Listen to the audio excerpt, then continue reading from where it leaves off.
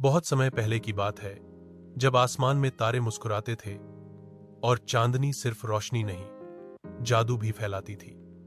उसी चांदनी के बीच एक जादुई लोक था, परियों का लोक। वहां की सबसे सुंदर, सबसे रहस्यमयी और सबसे शक्तिशाली परी थी निशा। उसे सब चांद की आत्मा कहते थे। निशा का काम था रात के समय धरती पर सोते बच्चों के सपनों में उतरना, उनके डर को हटाकर उनके दिलों में उम्मीद, प्रेम और साहस भरना। उसकी रोशनी सपनों में फूल उगाती, नदियां बहाती और खोए हुए बच्चों को फिर से मुस्कान दिलाती। पर जहां रोशनी होती है, वहां छाया भी जन्म लेती है। धरती के नीचे एक और लोक था, अंधेरे का लोक, जहां छाया से बने जीव रहते थे। वहां का राजा था कालनाग।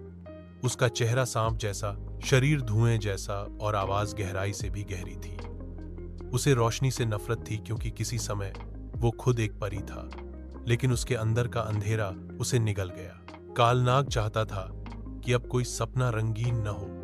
सब बच्चों के सपने डर, आंसू और अकेलेपन से भर जाएं, और इसके लिए उसे रोकने वाली एक ही शक्ति थी, निशा।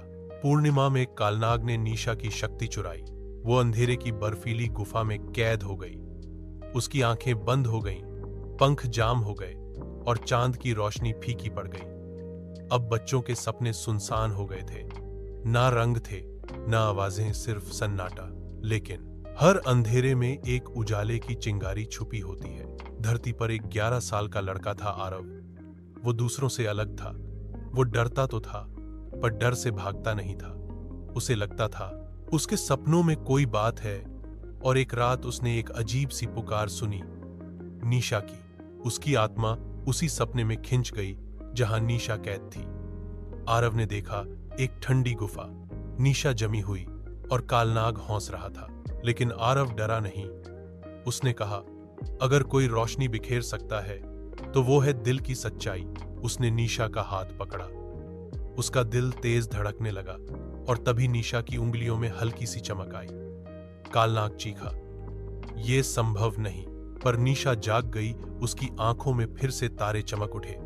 उसने कहा, जिसे दिल से बुलाया जाए उसे कोई कैद नहीं कर सकता। निशा उठी और उसका पंख झटकते ही पूरी गुफा चांदनी से भर गई। कालनाग की छाया पिघल गई और पहली बार उसने आकाश की ओर देखा और कहा, काश मैं भी रोशनी को समझ पाता। उस दिन के बाद निशा फिर से चांद की आत्मा बन गई।